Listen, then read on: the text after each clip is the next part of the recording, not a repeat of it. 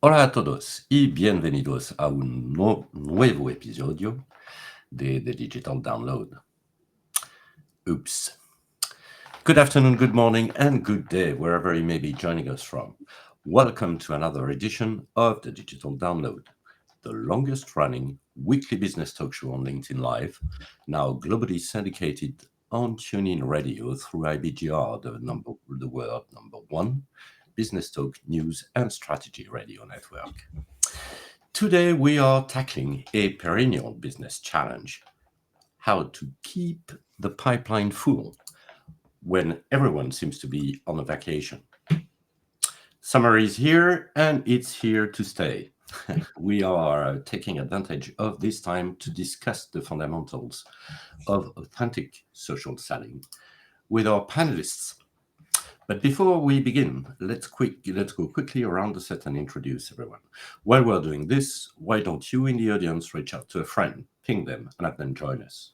We strive to make the digital download an interactive experience, and audience participation is highly encouraged. Adam, would you like to kick us off? Hello, everybody. I'm Adam Gray. I'm co-founder of DLA Ignite, and I'm his business partner. This is a really interesting topic. I think that one of the challenges that everybody tends to face is that the summer period, like Christmas, we've got it in our minds that we can't achieve anything at all. And I guess part of what we're going to discuss today is that true? Can you actually achieve stuff during this period when everything seems to be running more slowly? So this should be a really interesting conversation, I think. Thank you. And we're looking forward to it. Tim, would you like to introduce yourself? Thank you and welcome. My name is Tim Hughes. I'm the CEO and I'm the co-founder of DLA Ignite, and I'm famous for writing the book Social Selling Techniques to Influence Buyers and Changemakers. Okay, thank you. And myself, Bertrand Godillo, I am the founder and managing partner of Odysseus Co, a very proud DLA Ignite partner. All right, so gentlemen, let's start with a foundational question. And you see it's going to be an easy one. Why are traditional prospecting methods like cold calling especially counterproductive in the summer? And that's, maybe Adam. So I guess, first of all, are they counterproductive in the summer? I would suggest that they're counterproductive at all times of year. But the challenge presumably is that, and I say presumably because we as a business never do cold calling because we find it too depressing and ineffectual. And during the summer, the problem is compounded. It's hard enough to get somebody at their desk when the office is full. Surely it must be impossible when the office is half empty. So I would have thought that all of those outreach methods are depressing at the best of times and potentially positively damaging at all times. And we joke about how multi-threading, multi-channel approaches to people just get you blocked on every channel rather than one. And during the summer, more than ever, people are simply not there in the numbers they are at other times of year. So it must be even more soul-destroying a process to be in. Mm-hmm. I'd agree. I mean, I think we're in, trying to get through to people is difficult enough, and COVID changed that because now a lot of people are not in the office; they're working from home, so you've got to call people on their mobiles. I don't know about you, but any number that's not in my address book on my phone, I don't take. And if it was important, they'd leave a voicemail, and no one ever does. I think trying to get through to people on the telephone is difficult. When I was at corporate, I'd get on average about 120 emails a day, and it was difficult enough. Basically, you would be drawn to certain people. If you got an email from Mark Newton, my VP, I went to that. If I got something from someone I didn't know, I would just ignore it. When I went on holiday, when I was in corporate, I would just put on my out of office and immediately get back and delete all the emails I'd had, because if it was important, someone would email you back. They would have got the out of office. And the difference is, though, is that social media is always on, and your buyers, your customers, will be going on holiday with these. Okay, some people, leave their iPads and phones at home, but it will be, a minimal number, and they'll be sitting on the beach or doing the tour of Rome or whatever it is, and at some point they'll be picking up their phone, and you've got an ability to contact them and have a conversation with them, and you can do that at any time of the year, at any time of the day. A friend of mine, I know that she does all her prospecting after she's she's bathed the kids and put them to bed, and she's got the time between she's putting the kids to bed and her goes to bed, and that's her prospecting time. And so social selling provides you with a time 24 hours a day. You're not restricted to what in the old days was called prime selling time, PST. Therefore, you've got a massive competitive advantage to carry on prospecting, even when everybody else is saying, I can't get through to anybody. So the title of the show is Stop Prospecting, Start Attracting this summer. So what is it that we do then?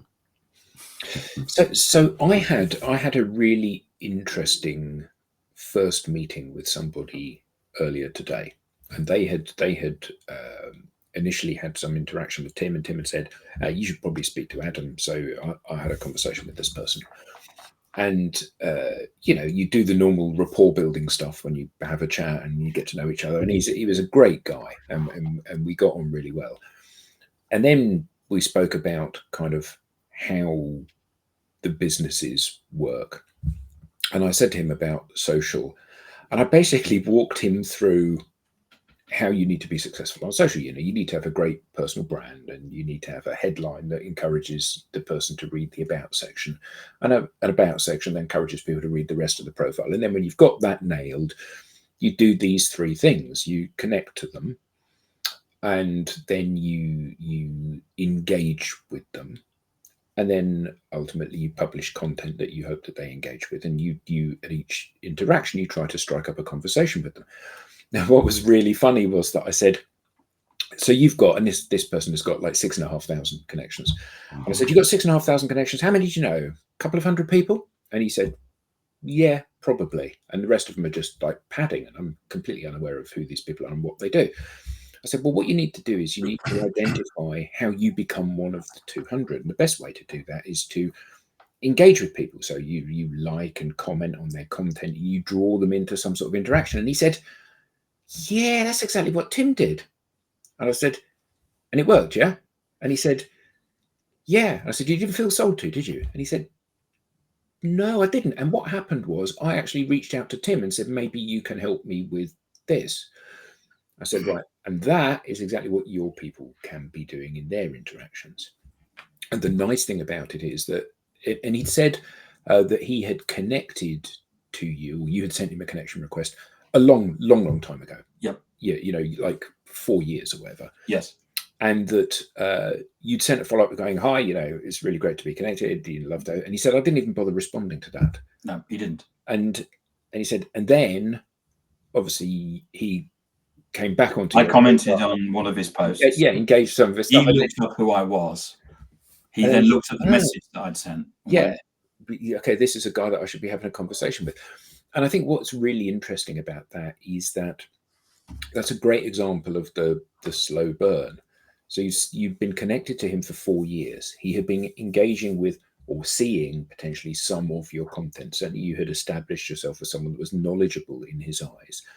And then you started to engage with his content. And that was the catalyst for him to then reach out to you to say, I'd like to have a conversation, please. And I think what's so great about this is that that was a 4-year prospecting journey that was completely effortless for you to do, really. And he didn't feel that he was being pounced on and sold to. He didn't feel that he was being manipulated. He felt it was just a really comfortable way to get to know somebody. And I think what's really interesting about this is that so often salespeople, they do this kind of like cold calling or whatever it may be. And that catalyzes somebody to either buy now or never talk to them again. And I think that so often sales leaders particularly, they say, well, you need to focus on the buy now bit. That's the really important bit. But we know from all of the research that 95% of people are not in market at the moment. So if you do 100 calls and you get somebody to the point where you've got them by the lapels and you're giving them a good shake, 5 of them will buy and 95 of them won't. And the 95 that won't will never talk to you again. It's, you know, that must be a fundamentally bad way to do things, mustn't it? Yeah, what I would say is, if anybody watching don't think that it takes 4 years to get to get a lead with social selling, it's one of those things that if you you keep doing something, then things come back. And you know, I get people coming to me at least once a week, where I don't have to do any effort because of stuff that I've done in the past. And as you see, as we've been running the company now for nearly 9 years, there's a lot of seed that I've thrown onto the ground, which is basically is going to grow at some stage.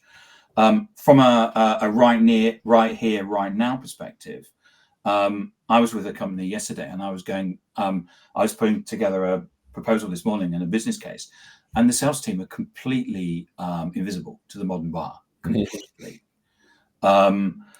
And they've got their profiles look like they're just other salespeople, and they have very, very small networks. And all they're doing from a content perspective, because this new CRO has arrived, is basically either reposting his stuff or reposting the corporate stuff, because they're not being empowered by either marketing or in sales enablement or whoever to actually know how to create insightful content. So when you go to their LinkedIn profiles, you see nothing about. There's nothing I would look at and say, I trust you. You can help me. I have a business issue that maybe you know. There's nothing about. They've just been organized into verticals. There's nothing in there on their profiles that shows that they have any vertical knowledge at all. So I will just scroll by. And scrolling by is going on to the competition. Now, I happen to know that the competition is probably just as bad or just as worse. And that's probably the same as everybody else. But, you know, if going back to the theme of today, which is about prospecting, you know, so someone came to me the other day and they sent me a message, and I just ignored it. And the reason for that was that they just looked like a salesperson. They had they worked for AWS, so there's a big banner saying AWS, and their title was, you know, pretty much, I sell AWS and I'm going to connect to you and then pitch to you. So I just ignored it. We then got into a conversation, which was kind of interesting, which was one of she said, "Oh, I'm big into social selling. I worked for LinkedIn for 4 years, and I sold Sales Navigator." I said, "That's interesting, but your profile doesn't show that you're into social selling." She said, "It's all about people." I said, "Not from your LinkedIn profile, isn't it? It's all about your company and your." And I said, "The reason why I didn't connect to you was that you look like you're just about to pitch to me." Well, I would have done.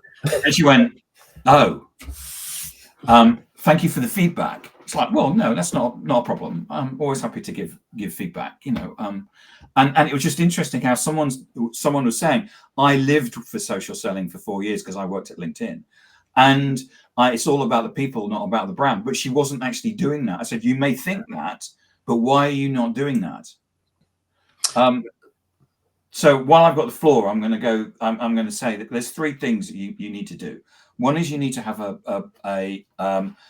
a profile that when you're prospecting, you prospect anybody and send them a connection request. Cold, they will look at your LinkedIn profile. And you have the opportunity to make a first impression. And as the saying goes, you never get a chance at making a first impression. So what you need to do is show them all the things that a buyer would want to see.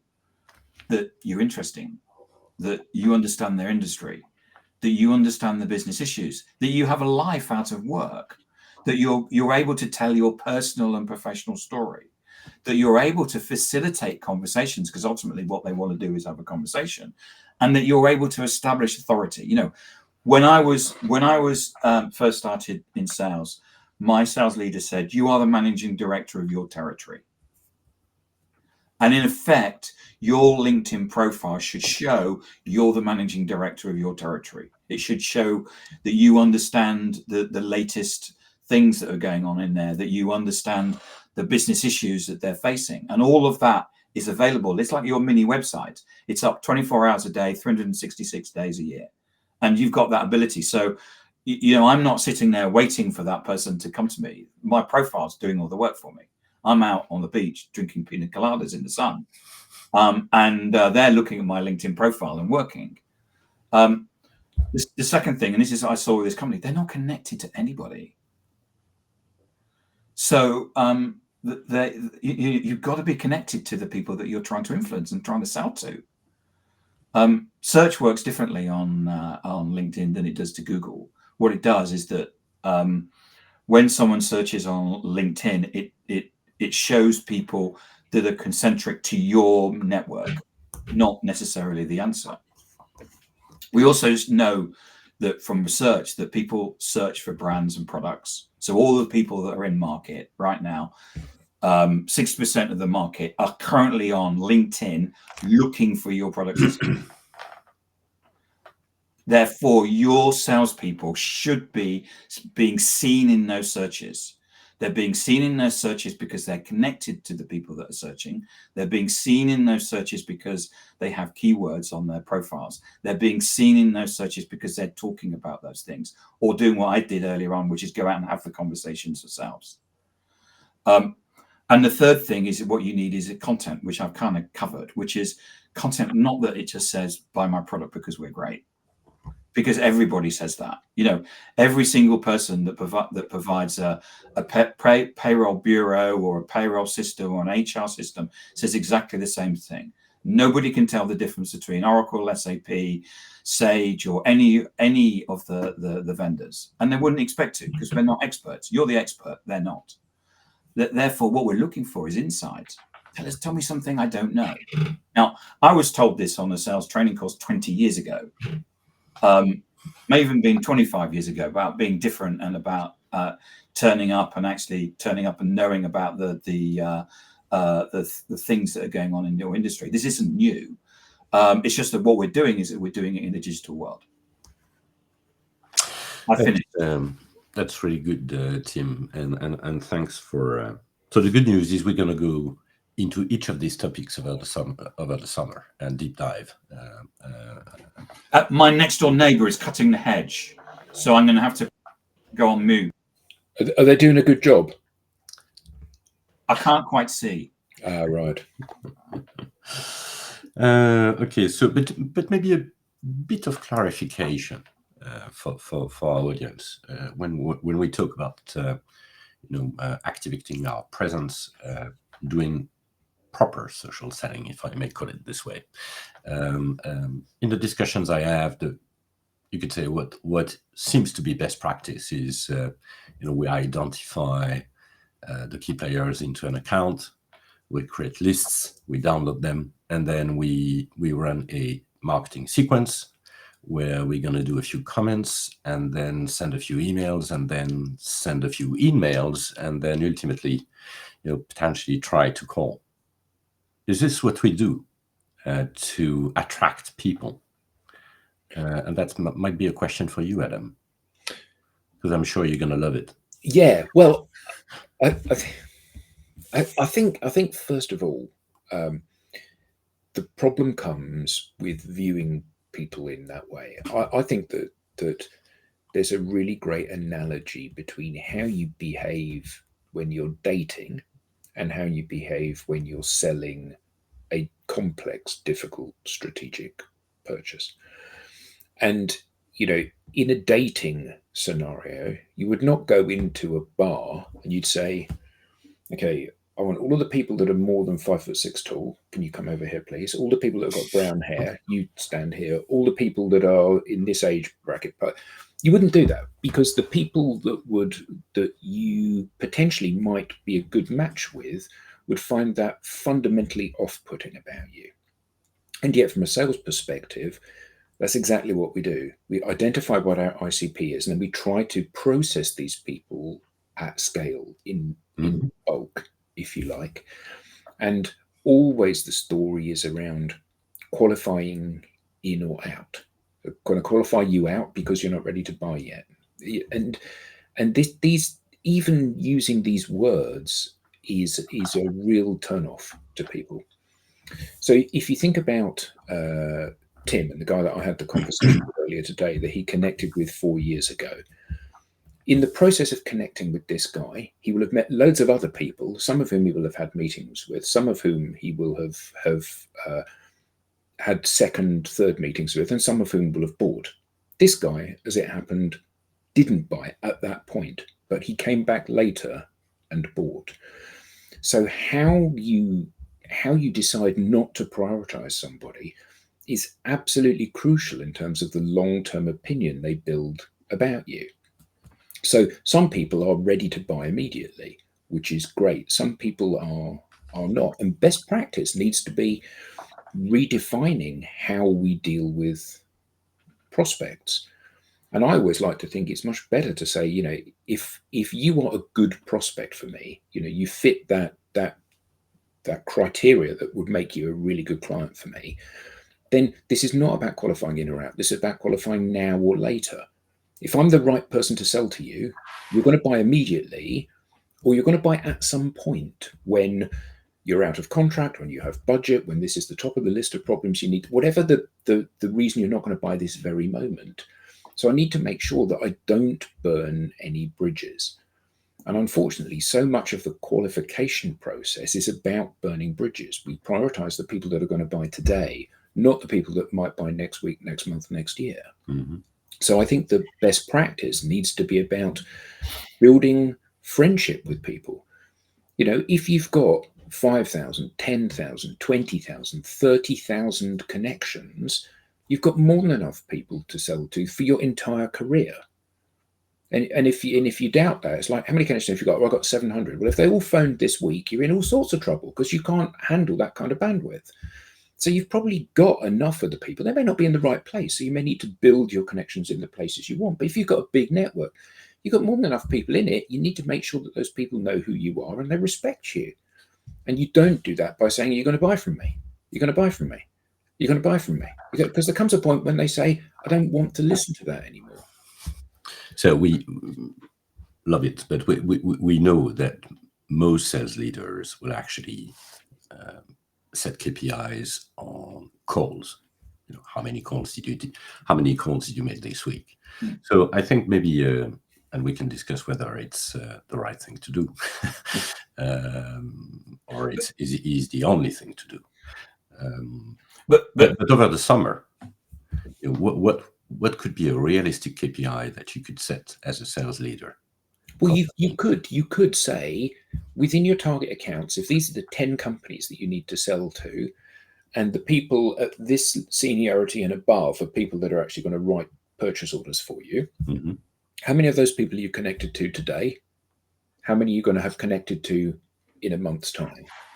And then on the back of that, how many of those people have you had a messaging exchange with? So it's like the calling. You can either measure how many calls you've had. And by call, I don't mean, hi, is that Bertrand? Yes, I work for company X, and you put the phone down. That's not a call. Yeah, not the 3 minutes one. Yeah. Yeah, a call is 10 minutes, 20 minutes, half an hour, an hour. Mm-hmm. So how many calls have you had? Doesn't matter. How many meaningful calls you've had matters. It's like how many messages have you sent? Well, that's irrelevant. It's how many messages you've got a response to is what matters, because they're the ones that are being read. So if we task people with growing their connections and therefore their influence into places that they want to be having conversations, how many of those first interactions, i.e. we're not connected, to being connected, that's the first step. The next step is, how many times have I sent a message to someone and they've responded? Then how many of those have we booked a call? How many calls have we had? And how many calls have a next action / follow-up? And that could be Bertrand saying, yes, I'd like to buy from you. Can you send me a proposal, please? Or it might be Bertrand saying, I'm not the right person. You need to speak to Tim. Okay, can you introduce me to Tim then, please? So actually what you're saying is that the summer is the ideal period where you can have an initiative around this. Because what you just described, sounds to me like something you should be doing all year on, or all year long. Sorry, and not only during the summer, but potentially that's an opportunity. Yeah, it is, and to try something different. The thing about cold calling is that if I phone you, you have to pick up the phone at that moment. So you have to be sitting next to your phone at that moment. Otherwise, there isn't a cold call. If I send you an email or a connection request or some sort of message on a social network, then that can sit there indefinitely. Which is a good thing. If I send you an email, the chances are it'll get lost underneath all of the other emails that you have, because we all get hundreds of emails and everybody's got 5,000 unread emails in their box, which every now and again they highlight all and mark as read, so they don't have a flag with 1,000 on it anymore. You can't do that on social. So if you've got 4 unaccepted connection requests, then they show as unaccepted connection requests, and the only way is you can either cancel them, decline them, or you can accept them. And if I've sent you 4 messages, every time you sort your mailbox in order and it says unread messages at the top, then my message shows up, and the only way you can stop it from being an unread message is to read it. Now that must be a positive thing, because I need to acknowledge that it's desperate for me today to speak to you, but it might be desperate for you today to do something else and not to speak to me. So I need to have a mechanism to reach out to you where my action today can be responded to by you tomorrow or next week. Right. Well, also, as a matter of fact, the summer time is often the time where you can sit back and reflect on your practices and potentially think about things that you could change. I want to ask Adam a question, because he was in a meeting recently where this is about connecting with people, and the company that you were talking to had been advised, when you connect to people on LinkedIn, not to send a message. What do you think to that? Well, it was really interesting, and I think this follows on. And I was going to make a comment about this at the time that you said about you were having the conversation with the person that worked at LinkedIn. So I was told by this company that the LinkedIn rep had told them that current thinking is that you don't send a note with your connection request. And further to something you said a moment ago, Tim, about you only get one chance to make a first impression. And the point is that if you're reaching out to somebody, you have an opportunity to say something to them when you send a connection request. Now, what you don't have to do is to spend 20 minutes reading their profile and picking out some unique things about them. But what you should be doing is sending a courteous, "Hi, I thought you looked really good. Is it all right if we connect?" or a note to that effect, because ultimately that's the point here, isn't it? Yes, and I think that the reason why there seems to be this view that best practice is that you don't send a connection request, is that what everybody is doing is that what they're doing is connecting and pitching. So what you do is that, and of course, connect and pitching has the likelihood people are going to accept your message. I've been told it could be anything down as like 6%, so it's a 94% rejection rate. I have heard people getting anything up to 13%, but again, what's that? An 87% rejection rate. And that sounds like a failure to me. Well, it is. I mean, if you stood up at a board and said, "Guys and girls, what we're going to do this year is we're going to go out to the market and have a 97% rejection rate on our business development," they'd say, "The door, out you go." And so what they've been measuring is, is people therefore accepting. So if you don't send a message, and people will just go, well, you look at the LinkedIn profile, this is going to be a connection page. I know it. This is so dull and boring, but okay, we'll see where it goes. And you accept, and then mention, here's a list of my products and services. And you go, and why do I do that? And of course, because the acceptance rate of sending the note with your list of products and services is so small. Of course, if you take away your list of products and services and don't therefore send that note, it's higher if you don't send your list of products and services. And that is what the thinking behind it is. I've read the posts on LinkedIn, and you go, oh God, you guys are completely missing. You're still selling like it was 40 years ago. Let's have a fax campaign. Yeah. I mean, I think that's the point, isn't it? If you're not taking a step back and looking at the data that you're measuring, the data can tell you something which is not necessarily the results as they are actually happening. And I think it's really interesting, isn't it?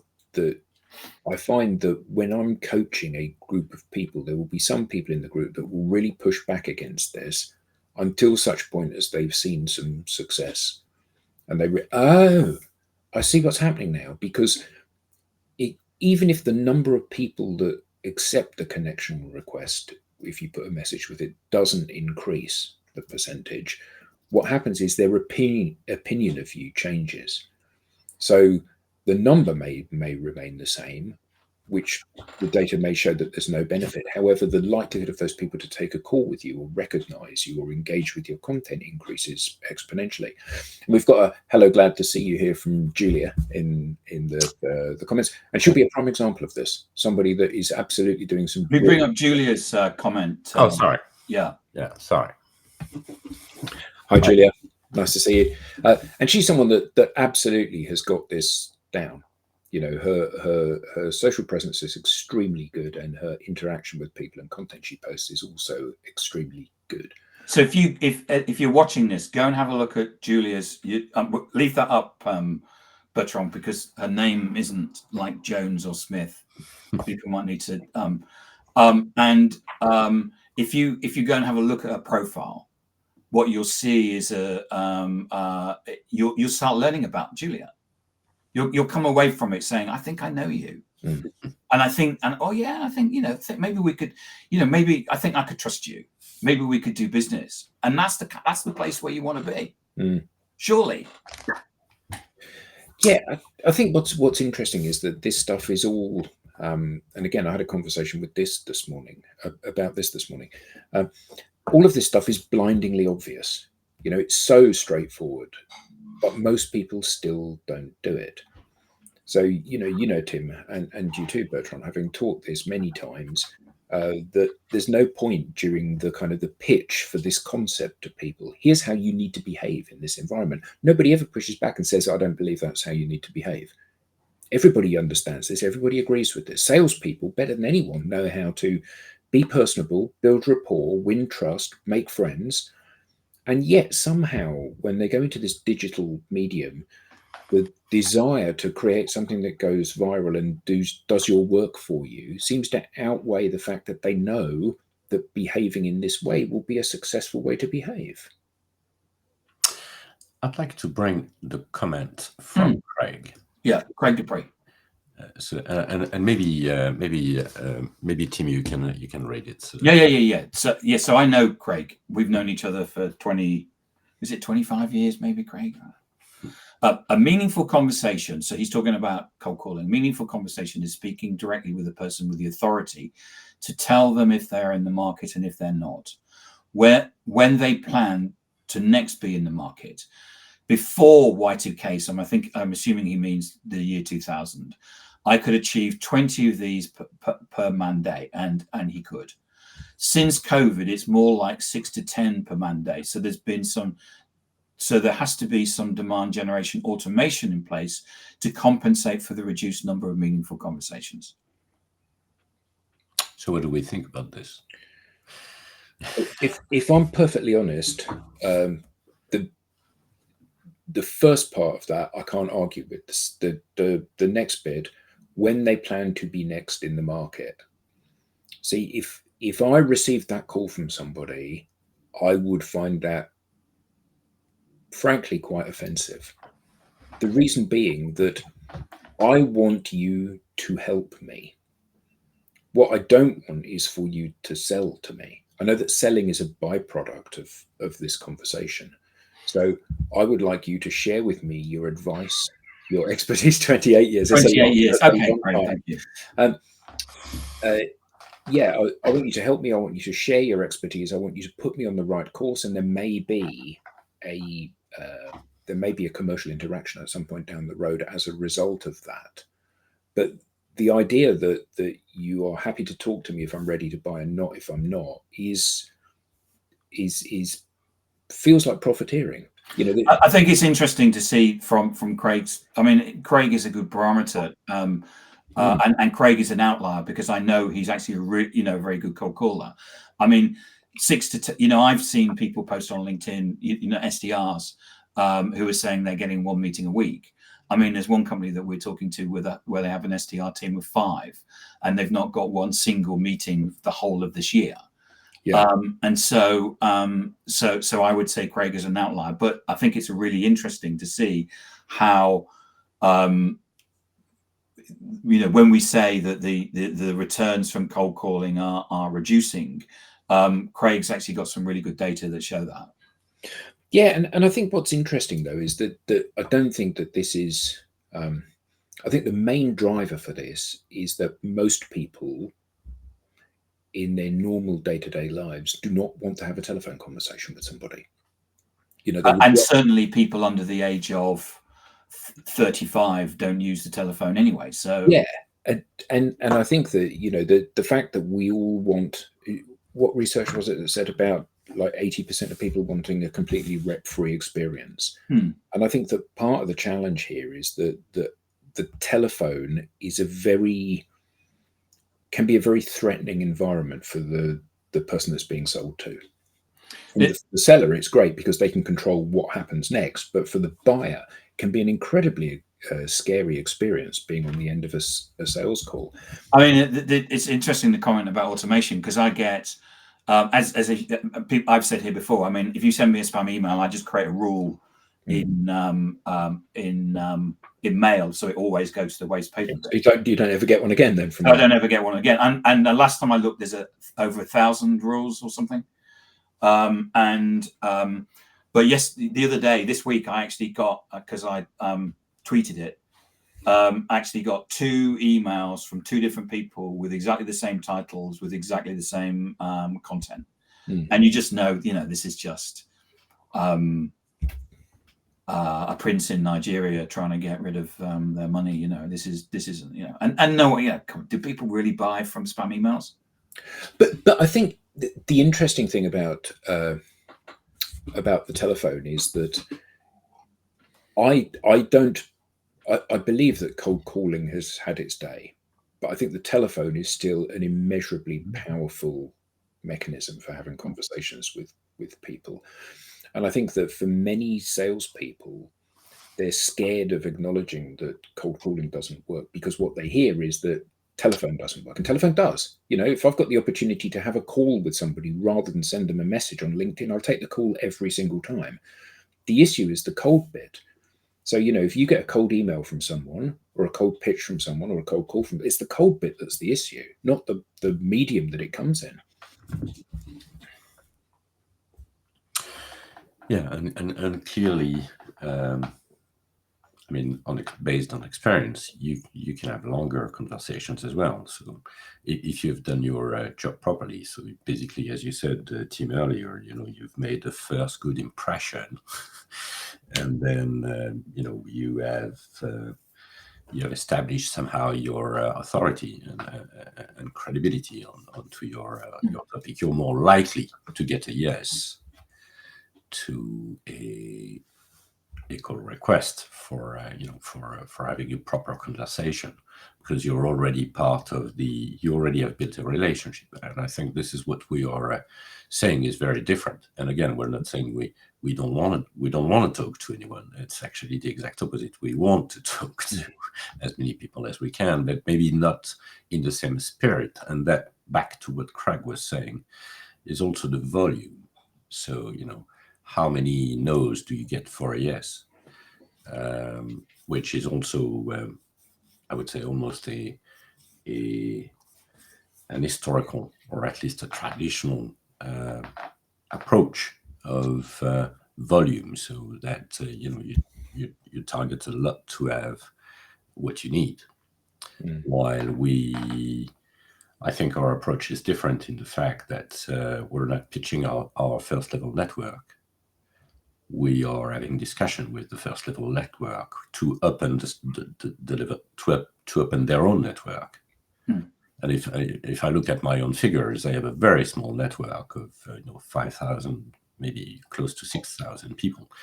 But level 2 is more than 680,000. So I would be completely stupid to turn down my first level connection with a very straightforward, fat fish and chips pitch. So Bertrand, I did an analysis of a sales team today, and there's a sales guy on that sales team. 35, he's got 371 connections. And he posts every 9 months.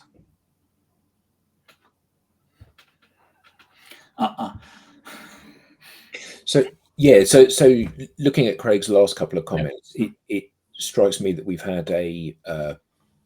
having a violent outbreak of agreement here, aren't we? He says, yep, I make warmer calls and invest in intent data too. In 1993, I could generate 5 A-grade leads per 100 companies. Today, if I work manually, I'm lucky if I can have 150 calls to generate 1 A-grade lead.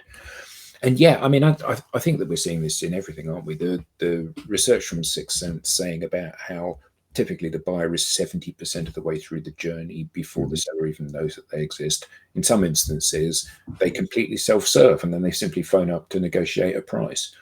And I think that part of the role of the seller these days, and by the seller, I mean the individual sales rep, is to be out there establishing themselves as the go-to person that can help and guide their audience to the place that the audience need to be to make an informed decision and buy with confidence about what it is they need to buy.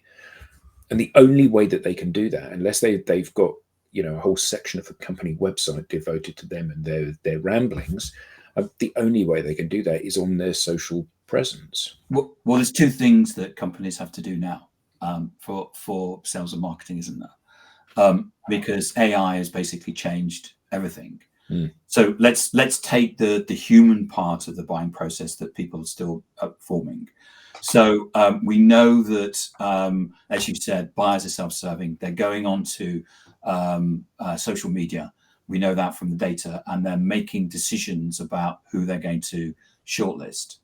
The buying process, the data shows from Sixth Sense, is about 18 months. The selling process is 3 months, also from data. So we're in this situation where, as sellers, we need to be in a situation where, when those buyers are doing the research, we're the natural choice. Yeah. And the only way that we can be doing that is by having an interesting profile where people are going to, what I've talked about already before, and being in the place where they're going to see us.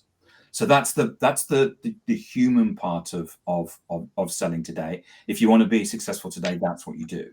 The computer part is the AI part, which we now know, because Forrester's saying that 85% of people are now using LLM. So what you'll do is you go into AI and say, I want a new payroll system. Give me a short list of 5, and give me and the LLM will go off and basically find information. So the short list is actually being created by AI, and Somebody else, for people, for if you're watching this, then Lisa with a Z Adams writes a lot about AI, and she's writing a lot about AI teammates. But she wrote this week in a newsletter about AI and how the fact that your brand story isn't what you say on the website or what you say on the brochures anymore, because there's reality is perception. Your brand story is what the LM is basically saying about you. Mm-hmm. So you're in this, so you can create, this company I'm talking to, they've got marketers that are creating branding stuff that fits the brand guidelines and is beautiful and stuff, and it's going that. But if it's not being picked up by the LLMs, I mean, websites now need to be built for LLMs, not for humans. It's not humans that look at websites; it's the AI. And so we're in this situation where, to be successful today, we need to be making sure that marketing is helping sales create the content that's going to be picked up by the LLMs, that's going to help us be in the situation that we're in those top 5, if not number 1, in the when you actually to the AI and ask for them to put the top 5 shortlist together. And that is what modern sales and marketing is about. I should have said that in about 10 minutes time. Sorry. That would have been a good statement to end the show on, but we got 9 minutes. Yeah, I mean, it's interesting. Do you agree with that? Well, Google now, it prioritizes, doesn't it, what it thinks is the answer. So previously you had gone to Google, but that's the most used search engine. You've gone to Google for a series of results. Now you go for an answer to something. And, that AI generated answer at the top of the list is what Google's own AI, I think probably something more advanced than the Gemini that we get to play with, is saying, this is what I have interpreted your question as being. And I think what's really interesting is that oftentimes, if it's something that you already know the answer to, it validates the opinion that you've already had. And I think that, part of that, and I guess that kind of keys in with the buying process, doesn't it? When you create a short list of organizations that you're going to ask to tender for something, in all probability, you already know who you want to work with. And you're putting that shortlist together in order that you have some credible people that you can play off your first choice against. And that's what Sixth Sense say, that they reckon that the number 1 is actually chosen in the meetings before they contact the supplier. Yeah. And they also talk about back channel, which is the back channel, which is where what you'll do is you'll say, okay, we're going to shortlist Oracle, SAP, Workday, and you go, well, somebody in Workday, you go and talk to them. They don't talk to the salesperson. They talk to somebody in consulting or in development or something, and say, what's it like at Workday, and how's the product going, and stuff like that. So there's this back channel thing that goes on as well, which is why this isn't a sales and marketing thing. This is about empowering all of your employees to know about this and to be out there on social and talking and being credible. Yeah, I think what's really interesting is that when you were talking about that, the first thing you said was about what it was like as a place to work, and not whether or not it's a good product. And if you think about the effect that this statement would have, if I work for company X and you say, we're thinking about buying company X's, what's company X like? And I say to you, the product is absolutely fantastic, but the people are awful. It's a dreadful place to work and really nasty backstabbing environment. You basically tear that up and stick it in the bin and look somewhere else. And I think what's really interesting is that often the emotive element of the purchase, even in a purely cerebral B2B environment, the emotive part of the purchase, we often underestimate and downplay how important that is in the decision-making process. And if you ask someone on the inside, is this a nice place to work? No, it's not. I hate it and I can't wait to leave. Okay. Where are you thinking of going? Maybe we'll have a conversation with them. Because I mean, I know that there's 2 things here, isn't it? Again, one is that in the world of SaaS, generally what you're doing is that you can be buying something at a very low price, which could even be a commodity. And what we'll do is we'll try it. We'll do it for a year. If we don't like it, we throw it away.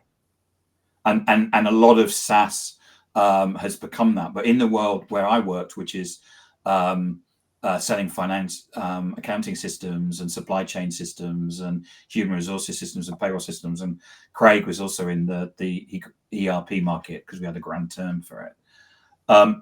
There, I mean, and Craig makes an important point, which is that in a lifespan of an accounting system can be 10 or 20 years.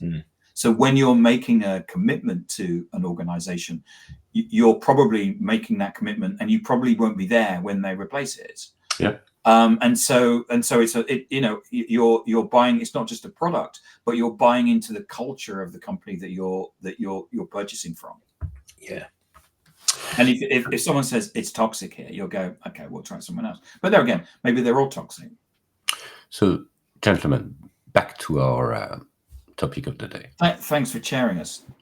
Yeah, keeping us in check. What are the 3 things that I should be doing as a salesperson during the summer to generate a magnetic field or attract people?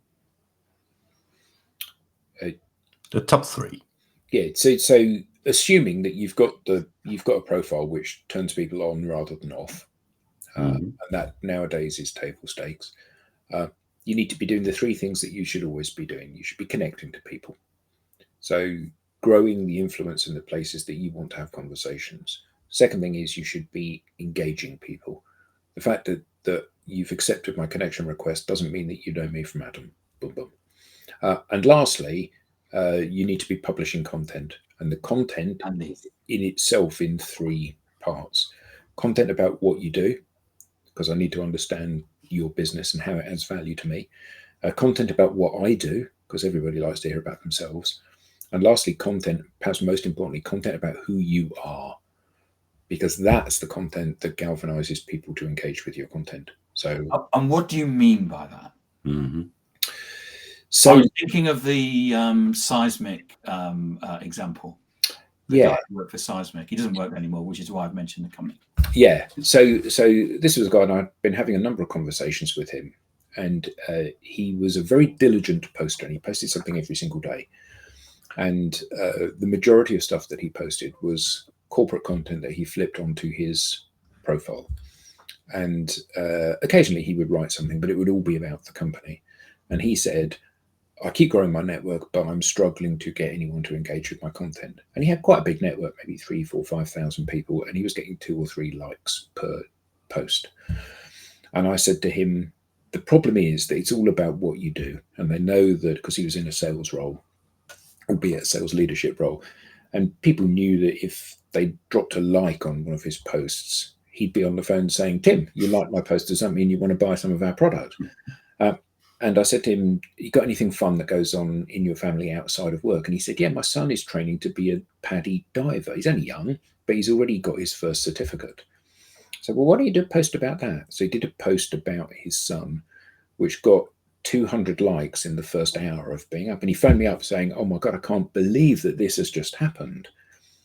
And what's interesting is that if anybody watching this looks at their own profile and they look at content about what they do versus content about who they are, the content about who they are always outperforms the other content. And anytime you do a photo of the view versus a photo of you in the view, the photo of you in the view will outperform the other one because it's about you and your network. The difficulty that this guy at Seismic found, and the difficulty that everybody finds, is believing the results of that data. So this guy, he did a post with 2 likes, 3 likes, 2 likes, no likes, 1 like, 250 likes, 1 like. He went back to posting the other content again, rather than saying, what I need to do is I need to insert this into the mix of stuff that I'm publishing. And everybody needs to recognize that the internet was created for videos of cats playing with wool. You know, you can't just post that unless you run a pet shop, but you need to post that regularly if you want to maximize and galvanize your audience to take action. And there's what I will say is that getting 250 likes is interesting, but because we're talking about prospecting in the summer, 250 likes is your ability to prospect. 250 people have said, I did it digitally recognize and like your picture. And one of the things that you need to be able to do is know how to harvest that engagement. Absolutely. Okay, so my profile needs to talk about who I am and not what I'm doing. I need to expand my network, keep expanding my network into my target, by the way, target market, and make sure my content is a mix of things that explain a little bit more who I am, and a mix with things that talk about what I do. Am I correct? Absolutely right. Excellent. Well, gentlemen, this has been great.